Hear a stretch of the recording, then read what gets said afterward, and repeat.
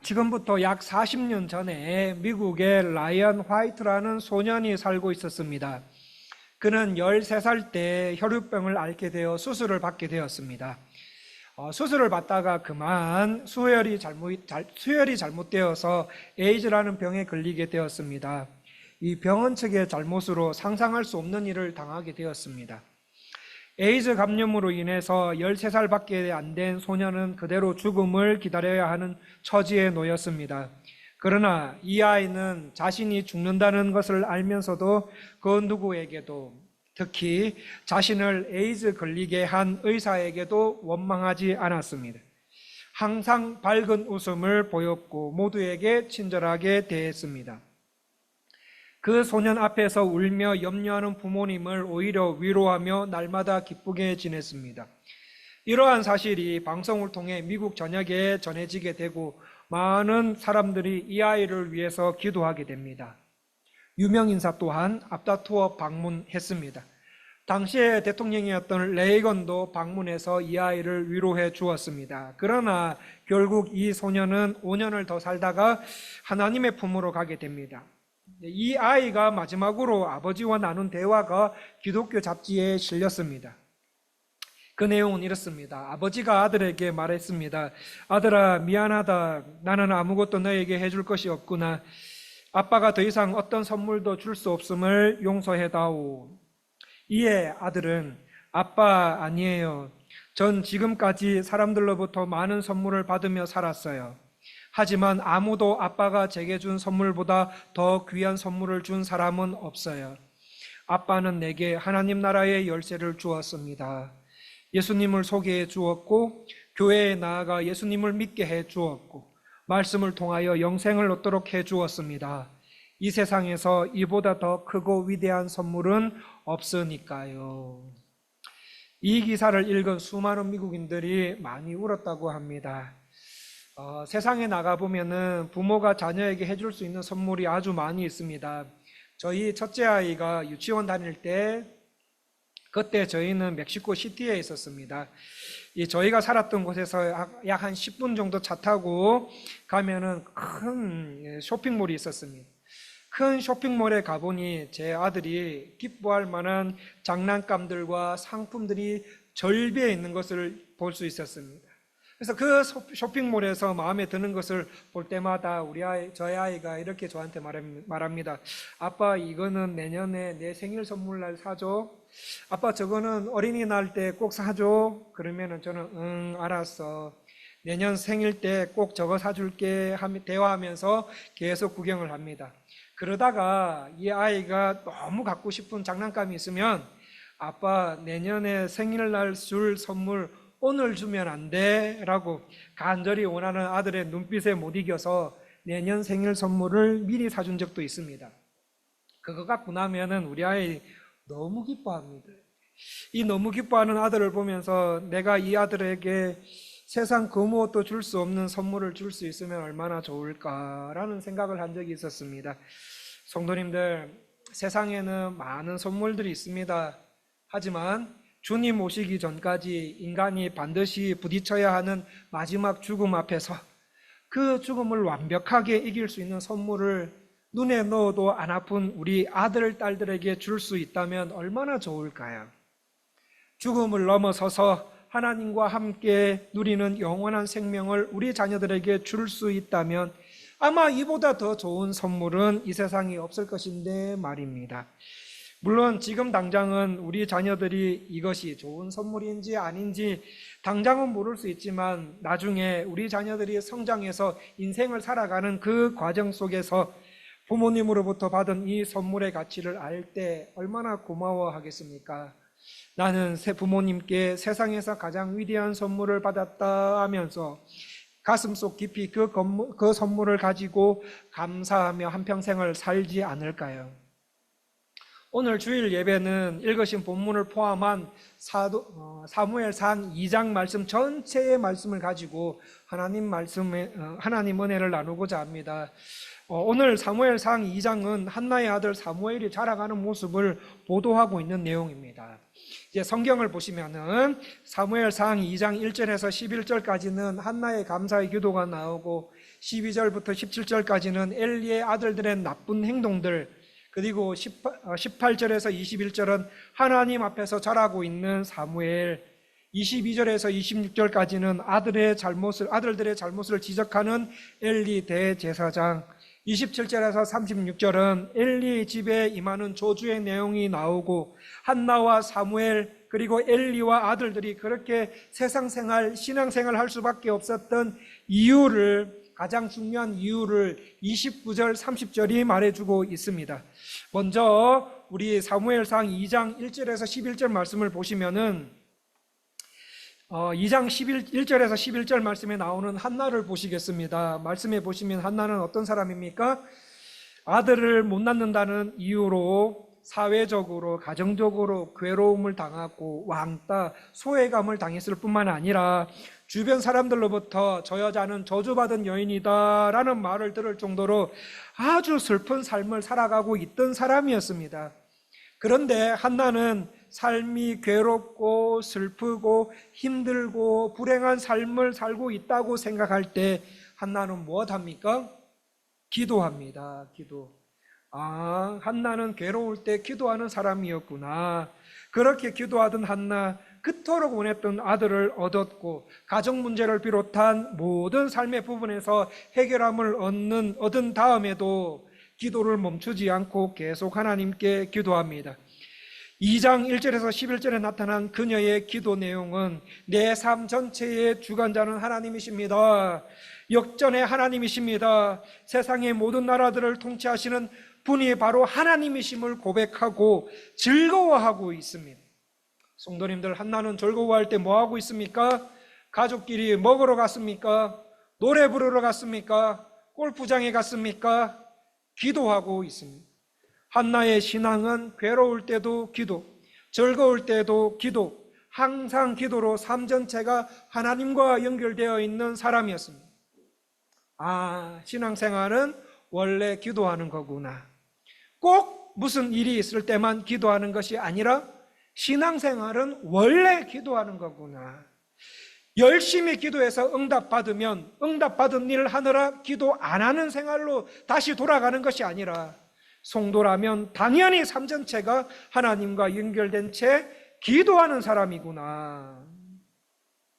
한나의 신앙생활은 기도를 바탕으로 하나님을 잘 경외하는 사람이었습니다. 그런 반면에 하나님 앞에 타락한 자들이 있었습니다. 바로 엘리의 아들들입니다. 사무엘상 2장 12절에서 17절에서까지 엘리의 아들들을 소개할 때 12절 말씀을 보시면 엘리의 아들들은 뭐라고 소개되어 있습니까?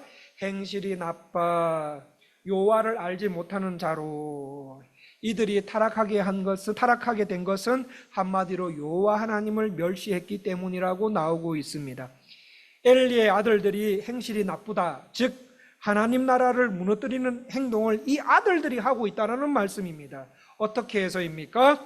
여호와 하나님을 알지 못함으로, 하나님을 알지 못하는 데서 나오는 삶을 통해 하나님 나라를 지금 무너뜨리고 있다는 말씀입니다. 엘리의 아들들이 단순히 여호와 하나님을 아는 지식이 없어서 이런 행동을 했겠습니까? 아닙니다. 이들은 아버지 다음으로 대제사장이 될 사람이었으므로 어렸을 때부터 하나님 말씀을 잘 배워왔습니다. 그뿐 아니라 성도의 생활이 뭐냐에 대해서도 잘 배워왔고, 제사법, 예배는 어떻게 드려야 하는가, 제사장으로서의 소임은 어떻게 해야 하는가, 이런 것들을 다 배워왔습니다. 그런데도 불구하고 말씀은 여호와를 알지 못하더라라는 말씀을 쓰는 이유는 하나님과의 인격적인 만남이 없었기 때문입니다. 하나님은 사랑이시다라는 말씀은 우리도 알고 있습니다. 하나님은 사랑이시다라는 말씀을 많이 들어와서 우리도 알고 있습니다. 그런데 정말 하나님이 사랑이신지를 알 수 있는 방법은 하나님을 만나야 알 수 있듯이 엘리의 아들들은 성전을 왔다 갔다 하며 교회를 왔다 갔다 하며 얻은 말씀에 대한 피상적인 지식만 있었지 정말 하나님을 만나지 못했다는 말씀입니다. 종교개혁자 존 칼빈이 하나님을 인격적으로 만난 성도의 삶의 삶에는 크가지 세 가지 현상이 일어난다고 말합니다. 그 첫 번째가 하나님 앞에 경건하게 생활하며 하나님을 두려워하게 된다. 두 번째, 하나님께로 나오는 모든 신앙의 열매를 갈망한다. 세 번째, 그렇게 하나님으로부터 나오는 열매가 성도인 내 안에 맺힐 때 그 열매에 대한 모든 영광을 하나님께 돌려드린다. 이것이 바로 하나님을 인격적으로 만난 성도의 삶에 크게 세 가지, 삶에 일어나는 세 가지 현상이다라고 말합니다. 그러므로 성도님들께서 하나님을 진실되게 믿는 분이라면 삶 속에서 최우선시 되어야 할 것은 하나님을 아는 것과 경건한 생활입니다. 하나님과의 인격적인 관계를 통해서 분명하고 생명력 있는 관계가 되고 하나님 말씀을 읽음으로 하나님의 뜻을 알아 생활 속에서 하나님의 뜻이 우리 뜻이 되도록 신앙생활을 하셔야 된다는 거예요. 성도님들, 하나님과의 인격적인 만남이 있으십니까? 목사님, 옛날에 있었습니다. 아니요. 지금요. 우리 아이 청소년부 때 신앙이 얼마나 좋았는지 아십니까? 청소년부 때 막 얘는 다른 애들은 놀기 바빴는데 얘는 방언도 하고 찬양도 얼마나 열심히 했는지 청소년부 회장도 하고 청년부 임원도 했어요. 옛날 말고요. 지금 자녀들이 하나님과의 인격적인 만남을 잘 이루어지고 있습니까? 지금 성도님들의 생활에서 하나님과의 인격적인 만남이 잘 이루어지고 계십니까? 엘리의 아들들은 하나님과의 만남이 없이 제사장직을 수행하다 보니 그들의 눈과 마음과 행동에 탐욕과 자기욕심과 온통 현실적인 이 세상 속에서 어떻게 살아가나 세상적인 것으로 채우려는 마음뿐입니다. 성도님들 꼭 기억하십시오. 하나님께서 여러분을 지배하지 않으시면 세상이 여러분을 지배할 것입니다. 성도는 하나님이 나를 지배하지 않으면 세상이 나를 지배하게 되어 있는데 세상이 성도인 나를 지배할 경우에는 성도인 나는 세상처럼 돼버리거나 세상으로부터 극악한 고통과 괴롭힘을 당할 수 있습니다. 하나님이 나를 지배하지 않으면 세상의 눈과 마음, 탐욕, 자기 욕심, 온통 현실적인 부분에서 내가 어떻게 살아갈 것인가, 온통 세상적인 것이 나를 지배할 것입니다. 그때 성도는 어떻게 해야 됩니까? 그동안에 지은 죄를 하나님 앞에 회개하고 하나님 아버지께 주여 나를 구원해 주십시오, 나를 살려 주십시오 라고 간절히 부르짖어야 합니다. 그리고 나를 지배하고 있던 세상에서 빠져나와 하나님이 나를 지배하시는 생활로 다시 회복이 되고 이 세상을 살아가셔야 됩니다. 성도님들 꼭 기억하십시오. 하나님께서 여러분을 지배하지 않으면 세상이 여러분을 지배하게 되어 있습니다. 그때 세상이 나를 지배할 동안에는 내가 세상적으로 돼버리거나 아니면 세상으로부터 극악한 괴롭힘을 당하실 것입니다. 엘리 아들들의 타락상을 좀 더 보시면 13절, 14절 말씀을 보시면 제사 드릴 때 쓰는 세갈고리가 나옵니다.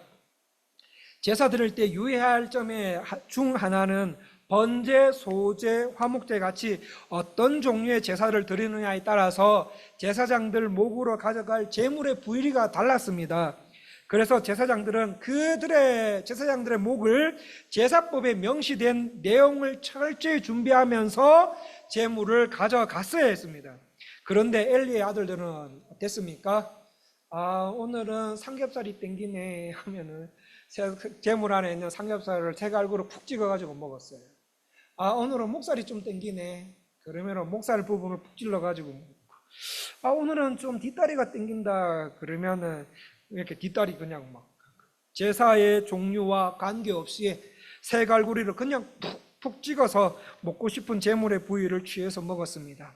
그렇게 하면은 안 된다는 하나님의 말씀이 있었지만 또 그들도 그렇게 하면 안 된다는 것 하나님의 말씀을 통해서 알고 있었지만 무시하고 하나님께서 세워놓으신 법들을 짓밟아 버리고 자신들이 하고 싶은 대로 자기 생각대로 그렇게 하고 싶은 대로 행동합니다.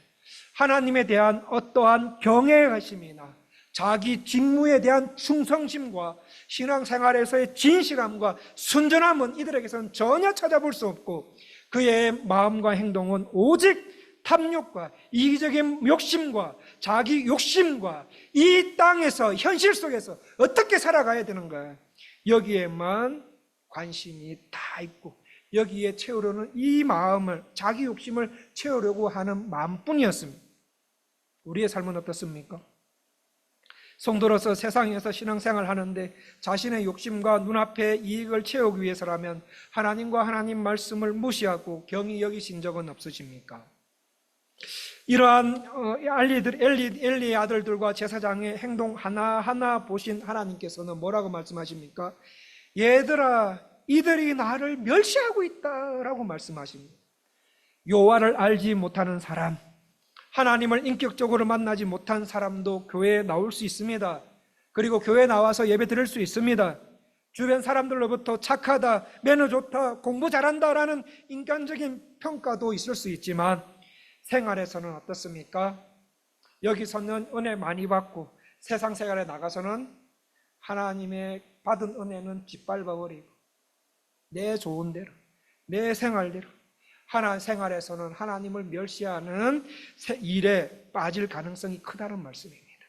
성도님들, 한나를 만나주신 하나님, 나도 만나고 계십니까? 하나님과의 인격적인 만남이 없는 채 교회 다니면서 주의 일 열심히 하고 말씀은 듣지만 세상 생활에서는 결국은 내가 좋은 대로, 내가 하고 싶은 대로, 내 편한 대로, 내 정력대로 행동을 해버립니다. 그리고 본문은 다시 18절에서 21절 사무엘과 한나의 모습을 보여주고 있습니다. 18절 말씀을 보시면 사무엘을 어떻게 소개하고 있습니까? 사무엘은 어렸을 때에 세마포 에봇 옷을 입고 여호와 앞에 섬겼더라. 세마포 에봇을 입고 해서 에봇은 제사장이 입었던 겉옷을 말합니다. 겉옷으로 신탁을 뜻합니다. 하나님의 통치를 받고 있었다라는 말이지요. 또 섬겼다라는 말은 당시 제사나 공적 업무를 수행할 때 사용하는 단어입니다. 즉 사무엘이 에봇을 입고 여호와를 섬겼다라는 것은 사무엘은 어렸을 때부터 하나님의 통치 아래서 성소의 일과 교회의 일과 하나님을 섬기는 것을 보고 배우면서 하나님 보시기에 경건하게 자랐음을 보여주고 있습니다. 이렇게 아들이 잘 자라고 있는 동안에 19절에서 21절 엄마 한나에게도 좋은 소식이 들려옵니다. 한나는 아들 사무엘을 약속대로 하나님께 바쳤습니다. 아들을 하나님께 바치고 매년제를 드리러 남편과 함께 올라갈 때마다 그냥 올라가지 않고 아들을 위해 겉옷을 지어줍니다. 이 대목에서도 한나의 신앙을 볼 수 있습니다. 겉옷을 지어줬다라는 말은 보고 싶은 아들에 대한 어머니의 그 애틋한 사랑을 표현하는 거고 또 하나님께 대한 정성을 나타내는 말입니다. 한나는 아들 사무엘을 하나님께서 주신 아들로 여겼을 뿐만 아니라 하나님의 성소에서 봉사는 주의 일꾼으로 인식하고 하나님을 섬기는 마음으로 자녀를 사무엘을 섬겼다는 말입니다. 한나의 마음속에는 아들 사무엘아, 나는 너를 사랑한다. 하지만 너보다 하나님을 더 사랑한다 라는 마음이 있었습니다. 만약에 그런 마음이 없었다면 아들을 바쳤다가 다시 데리고 도망할 수 있는 충분한 기회가 있었지만 그렇게 안 한 것은 하나님을 정말 더 사랑했기 때문입니다. 성도님들, 하나님을 사랑하십니까? 정말 사랑하십니까? 자녀보다 하나님을 사랑하십니까? 한나의 온 삶은 세상 그 무엇보다 하나님을 더 사랑하는 신앙으로 가득 차 있는 모습을 볼 수 있는데 이런 한나에게 하나님께서는 은혜를 베풀어 주십니다. 21절 말씀을 보시면 여호와께서 한나를 돌보시사 그로 하여금 임신하여 세 아들과 두 딸을 낳게 하셨고 아이 사무엘은 여호와 앞에서 자라니라. 말씀을 보시면 여호와께서 한나를 돌보시사 할 때 돌보다라는 말은 방문하다, 찾아가다, 신방하다라는 뜻이 있습니다. 그러므로 성도님들, 신방 받으셔야 돼요. 여러분, 신방 중요합니다. 왜요? 하나님께서 은혜를 베푸시는 그런 은혜가 있기 때문입니다. 하나님께서 친히 한나를 찾아가셔서 잉태의 선물을 더 주셨다고 말씀하십니다. 그리고 그런 엄마의 신앙 덕분에 사무엘은 여호와 앞에서 자라니라. 여호와를 멸시하면서 자라는 것이 아니라 엄마의 신앙이 자녀에게까지 미쳐서 자녀들이 하나님과 함께 하시는 은혜를 누리면서 자라갑니다.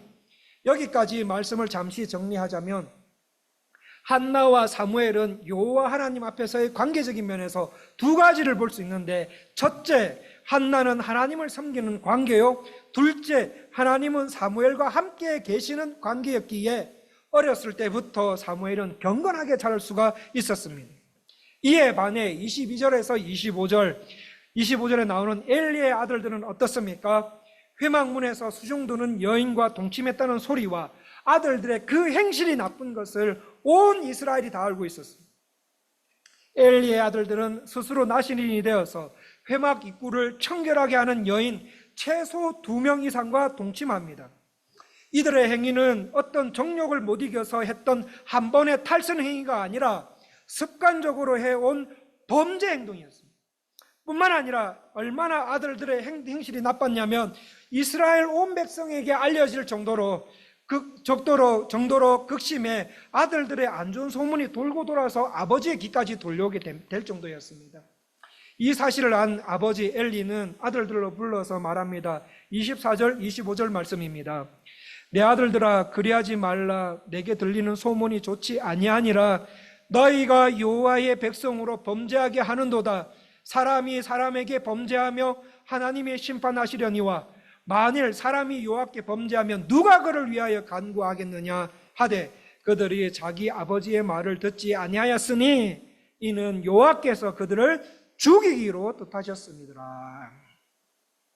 아버지 엘리는 아들들에게 잘못을 지적하지만 자녀들은 듣지 않습니다. 성도님들, 교회는 왔다 갔다 하지만 하나님과의 인격적인 만남이 없고 하나님의 말씀은 듣지만 멸시하고 무시하고 세상적인 것으로 자기 몸과 마음을 채우려고 하는 자녀들, 하나님 말씀은 듣지만 부모의 말은 듣습니다. 네, 부모님 이거 고칠게요 하지만 행동적인 면에서는 바로 무시해버리는, 윤리적으로는 착한데 부모님 말씀 잘 듣는데 여호와 하나님 말씀에서는 무시해버리는, 그래서 부모가 잘못된 행실을 지적하지만 안 듣는 자녀들 하나님께서 가만히 놔두실까요? 결국 하나님께서는 그 아들을 어떻게 하기로 결정하십니까? 죽이기로 결정하십니다. 아니, 죽이기를 기뻐하셨습니다. 반면에 26절에 아이 사무엘은 점점 자라매 여호와와 사람들에게 은총을 더욱 받더라고 말하지만 엘리의 집안은 27절부터 36절까지 저주를 받습니다.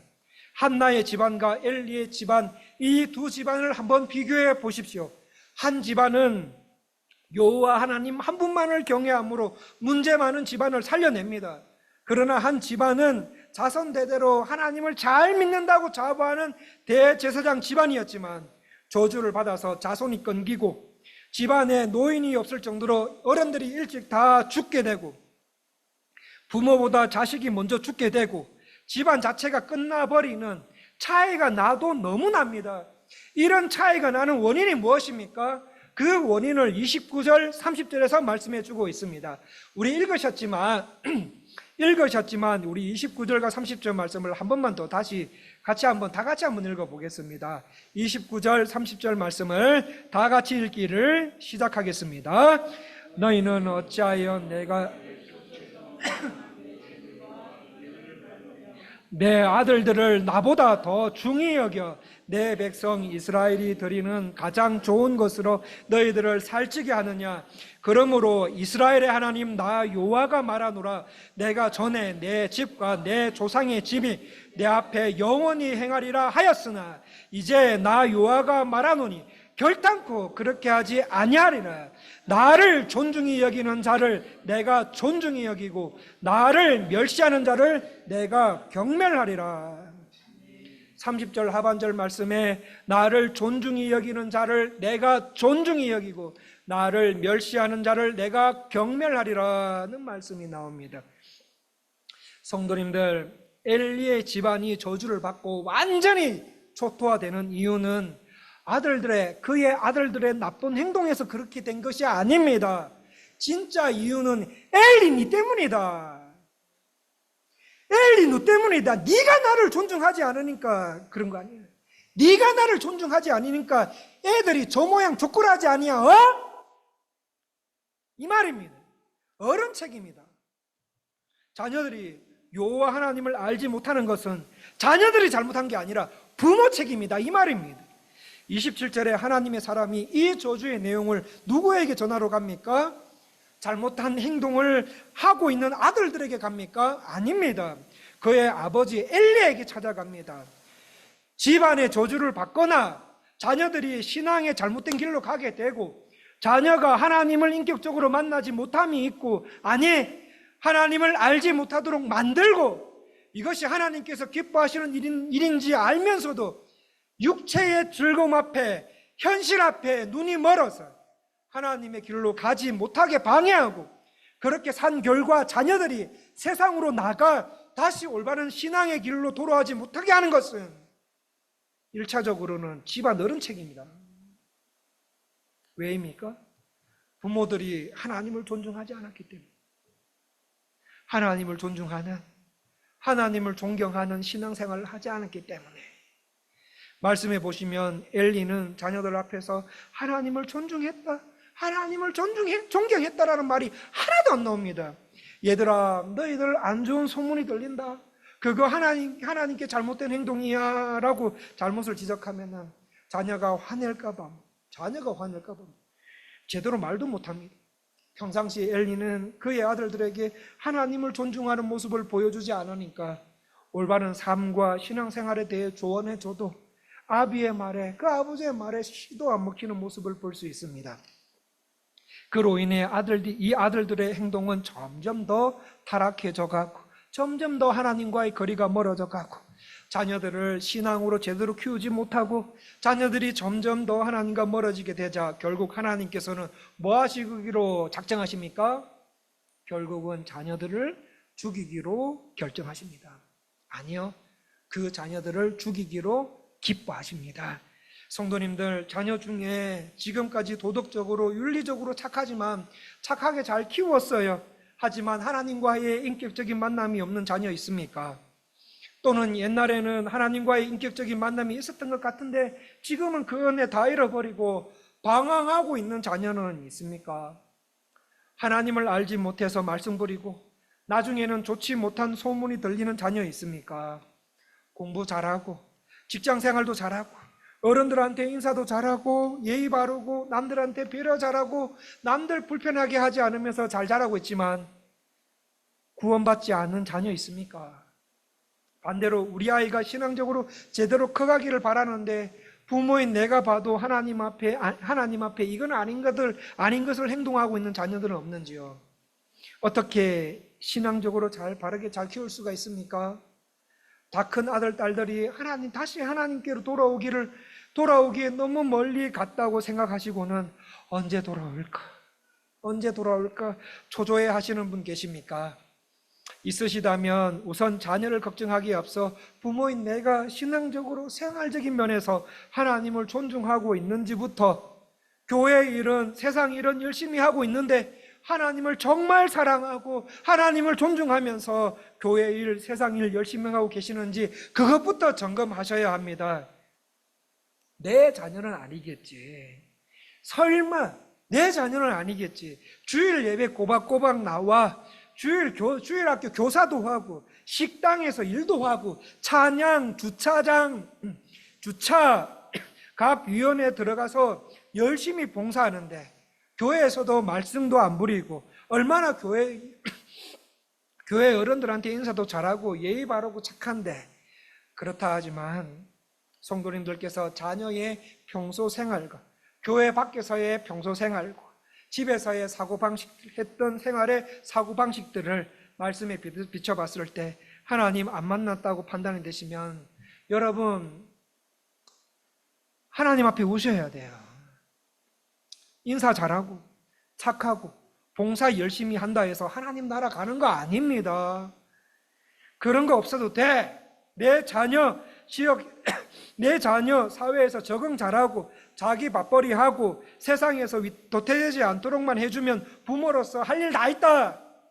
그게 아니라 자녀가 하나님과의 인격적인 만남, 구원 얻는 믿음과 열매가 있도록 부모인 저와 성도님들의 생활부터 점검하셔야 된다는 말씀입니다. 성도 여러분, 정말 나는 교회 안팎에서 하나님을 존중히 여기는 부모 맞습니까? 제가 한국 일산에서 전도사로 사역했을 때였습니다. 영아부하고 그리고 유년부 사역, 여름 성경학교를 하다 보니 두 개 부서를 동시에 2달 상간에 2개를 해버리니까 너무 힘들었습니다. 번아웃 됐습니다. 그래서 쉬고 싶은 마음밖에 없었습니다. 그래서 행정 목사님, 수석 목사님이죠. 행정 목사님한테 허락받고 고향에 내려갔습니다. 그리고 집에 가자마자 부모님께 인사드리고 그때부터 쭉 잤습니다. 주일 저녁부터 쭉 자고 수요 예배에 안 갔습니다. 이런 모습을 본 아버지, 그래도 전도사인데 예배는 드리겠지. 그래도 안 오니까 집에 오셔서 자고 있는 저를 이렇게 세우셨습니다.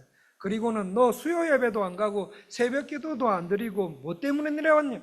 이렇게 할 거면 그냥 올라가라! 그 말씀하셔서 자초지정을 말씀드리고 이번에만 좀 쉬고 가겠다고 말씀드렸습니다. 그리고는 그 후로부터도 쭉 먹고 자고 반복했습니다. 금요일이 되었습니다. 금요 철야 기도에 참석하기 위해 집을 나왔습니다. 그래서 기차역에서 서울로 가는 기차를 기다리고 있는데 아버지께 전화가 왔습니다. 전화 가운데 흥진아 하면서 부르시고는 한없이 우셨어요. 깜짝 놀라서 아버지 왜 그러세요? 말씀드리니까 내가 일주일 동안에 너 신앙생활 하는 거 보니까 너무 슬퍼서 운다.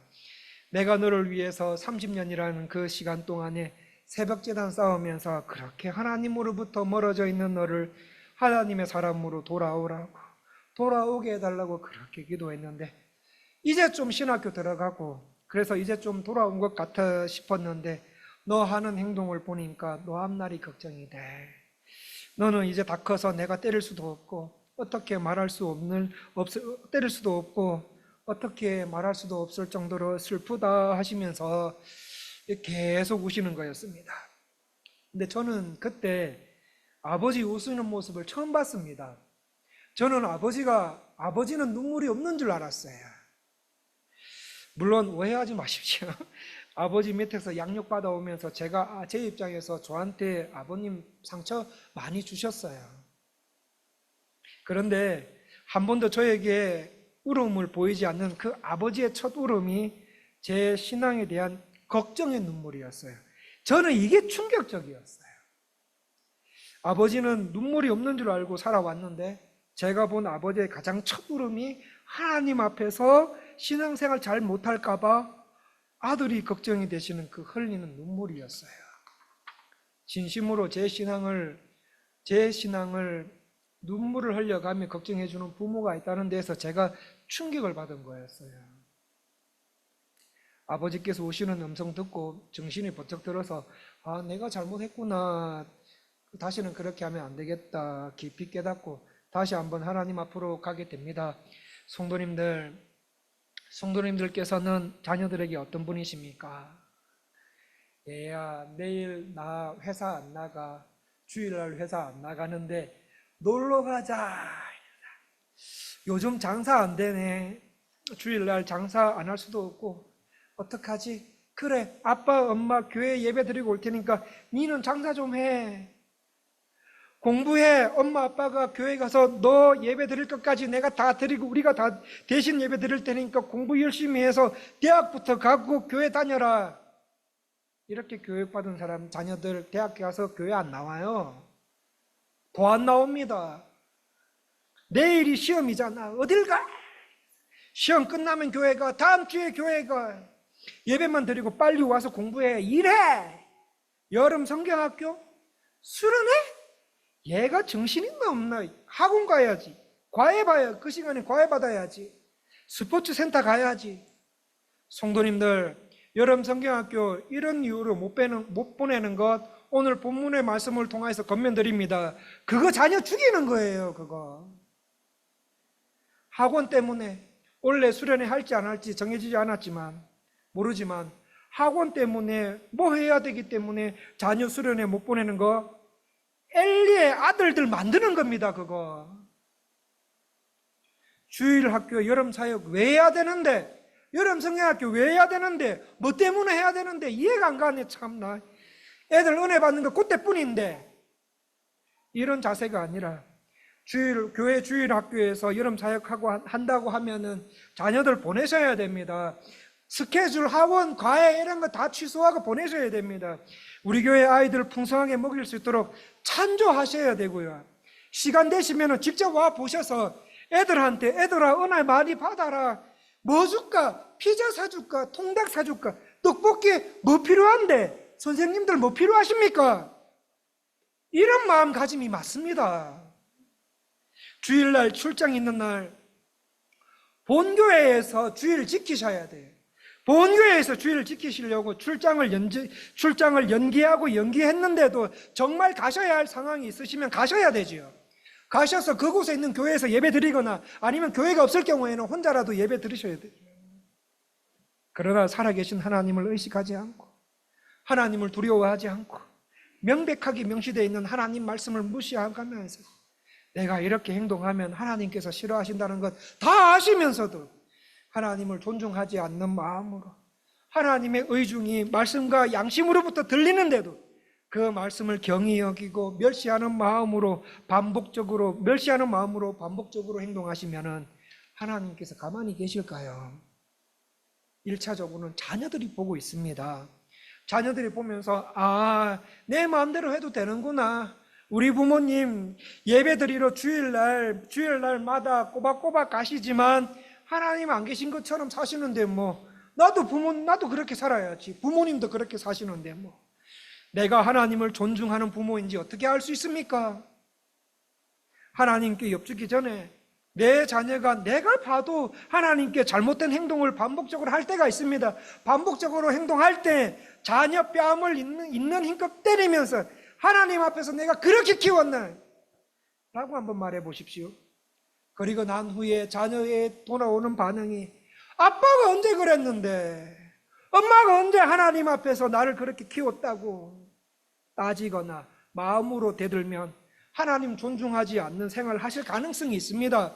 하지만 자녀가 뺨 맞고 정신이 번쩍 들면서 맞다, 우리 아빠 엄마 하나님 앞에서 생활하셨지, 맞다, 살아계신 하나님 앞에 이러면 안 되지 하면서 엄마의 체벌에 하나님 앞에 회개하며 나아가는 자녀, 그 부모님이 하나님을 존중하며 살아오셨을 가능성이 있습니다. 그렇다면 성도 여러분, 나는 하나님을 존중히 여기는 부모 맞습니까?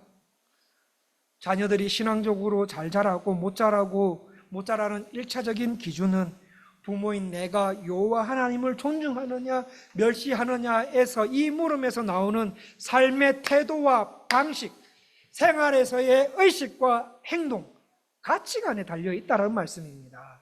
성도님들 가운데 아직 내 자신이 여호와를 존중하고 있는지 멸시하고 있는지 모르시거나 이미 신앙교육을 바로 시킬 수 있는 한계를 넘어버린 자녀들이 있습니까? 자녀들이 내가 주는 주의 교훈과 훈계를 듣지 않을 때 어떻게 해야 됩니까?